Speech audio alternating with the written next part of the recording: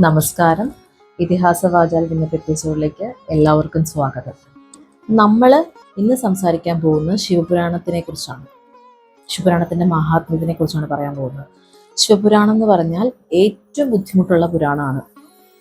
ഈ 18 പുരാണങ്ങളിൽ ഏറ്റവും ബുദ്ധിമുട്ടുള്ളതാണ്, മനസ്സിലാക്കാൻ ബുദ്ധിമുട്ടുള്ളതും കൂടിയാണ് ശിവപുരാണം. ശിവപുരാണം വായിച്ചാൽ മോക്ഷം ലഭിക്കുമെന്നാണ് പറയുന്നത്. ശിവപുരാണം വായിച്ചില്ലെങ്കിൽ തന്നെ അതൊരു നിമിഷം അല്ലെങ്കിൽ ഒരു ക്ഷണം കേട്ടാൽ മതി, അത്രയും ഗുണമുള്ളതാണെന്നാണ് പറയുന്നത്. സുതൻ ശൗനകൻ എന്ന ഋഷിക്ക് പറഞ്ഞു കൊടുത്തതാണ് ശിവപുരാണം.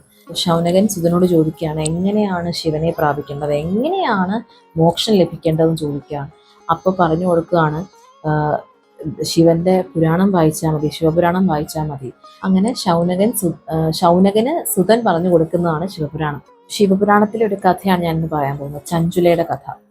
ഭഷ്കല എന്ന് പറയുന്ന നാട്, അവിടെ നാട്ടിലെ ആർക്കും ഒരു നന്ദിയോ നിറിയോ ഇല്ലാത്തവരാണ്, ഒരു സത്യസന്ധത ഇല്ലാത്തവരാണ്, മുഴുവൻ കള്ളത്തരം മാത്രമുള്ളവരാണ്. മറ്റുള്ളവരെ ദ്രോഹിച്ചാണ് ഇവർ ജീവിക്കുന്നത്. മറ്റുള്ളവരെ ദ്രോഹിക്കുന്നതിൽ സന്തോഷം കണ്ട് ജീവിക്കുന്നവരാണ് അവിടെ മുഴുവൻ.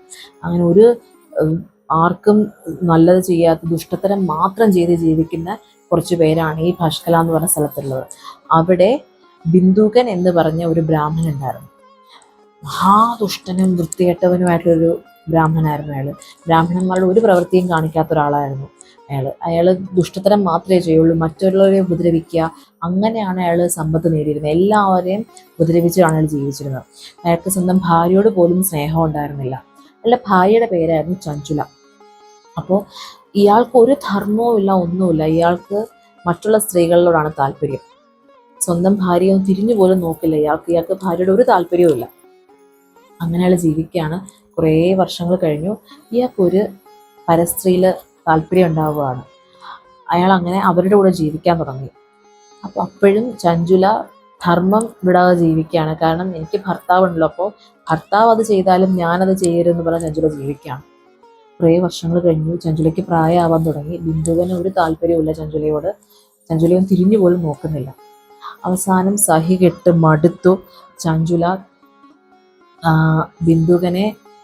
ബിന്ദുകൻ ചെയ്യുന്ന പോലെ തന്നെ ചഞ്ചുലയും പ്രവർത്തിക്കാൻ തുടങ്ങുകയാണ്. ചഞ്ചുലയും പല പുരുഷന്മാരായിട്ടും പരപുരുഷ ബന്ധം ഉണ്ടാവുകയാണ്.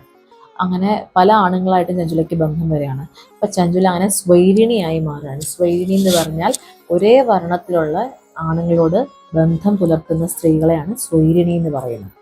അങ്ങനെ വർഷങ്ങൾ കടന്നുപോയി. ഒരിക്കൽ ബിന്ദുകൻ ഇത് അറിയുകയാണ്. ബിന്ദുകൻ കൈയോടെ കണ്ടുപിടിക്കുകയാണ് ചഞ്ചുലയ്ക്ക് വേറൊരു പുരുഷനായിട്ടുള്ള ബന്ധം. അയാളെ അവിടെ നിന്ന് ഓടിക്കും.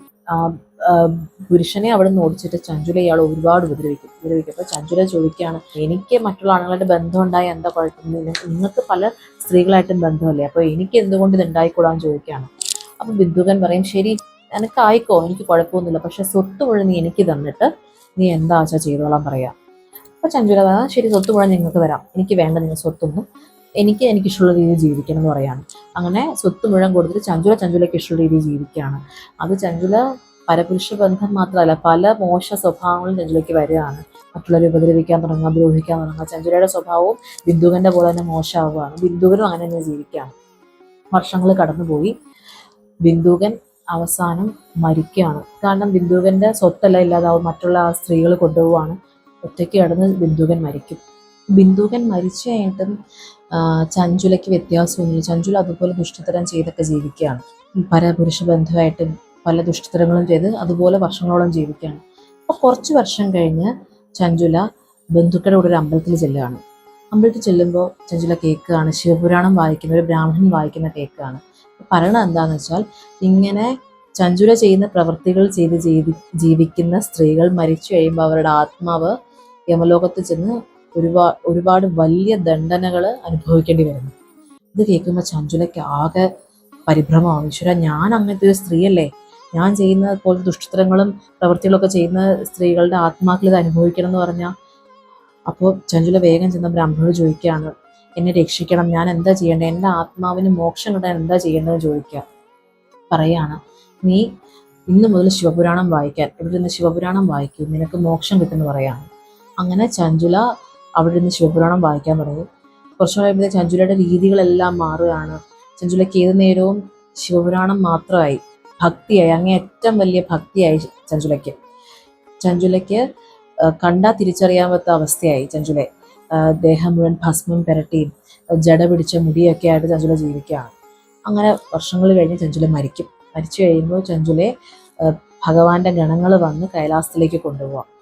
അവിടെ ചെന്ന് കഴിഞ്ഞ് ഭഗവാനെയും ഭഗവതിയെയും കാണുമ്പോൾ സാഷ്ടാംഗം നമസ്കരിച്ച് നന്ദി പറയുകയാണ്. മോക്ഷം കിട്ടിയതിന്, മോക്ഷം കൊടുത്തതിന് നന്ദി പറയുകയാണ്. അങ്ങനെ കുറേ നാൾ കഴിഞ്ഞ് ഒരു ദിവസം ചഞ്ചുല ചിന്തിക്കുക, എൻ്റെ ഭർത്താവ് എവിടെ പോയി?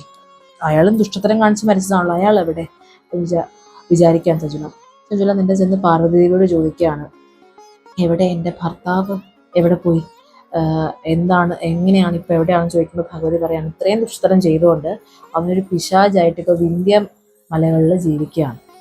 അപ്പോൾ ഈ ചഞ്ചല മോക്ഷം കിട്ടി വന്നപ്പോൾ വല്ലാത്ത തേജസ്സും പ്രഭയായി കാണാൻ, അതായത് അർദ്ധനാരീശ്വരം പോലെയായി ചഞ്ചുലയെ കണ്ടു കഴിഞ്ഞാൽ. അപ്പോൾ ഭഗവാന്റെയും ഭഗവതിയുടെ അംശമായിട്ട് മാറി ചഞ്ചുല.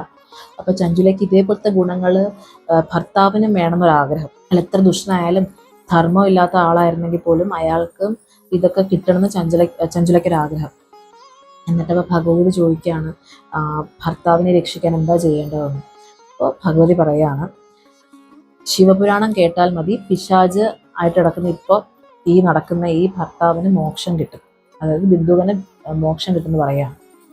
അപ്പം അതിനെന്ത് ചെയ്യും എന്ന് ആലോചിക്കുകയാണ് ചഞ്ചുല. ഭഗവതി ഒരു വഴിയുണ്ട്. ഭഗവതി ഗന്ധർവന്മാരുടെ രാജാവായ തമ്പുരുവിനെ വിളിച്ചു വരുത്തുകയാണ്. തമ്പുരുവിനോട് പറയുകയാണ് ഈ പിശാചിനെ ശിവപുരാണം മുഴുവൻ പാടി കേൾപ്പിക്കാൻ. തമ്പുരുവും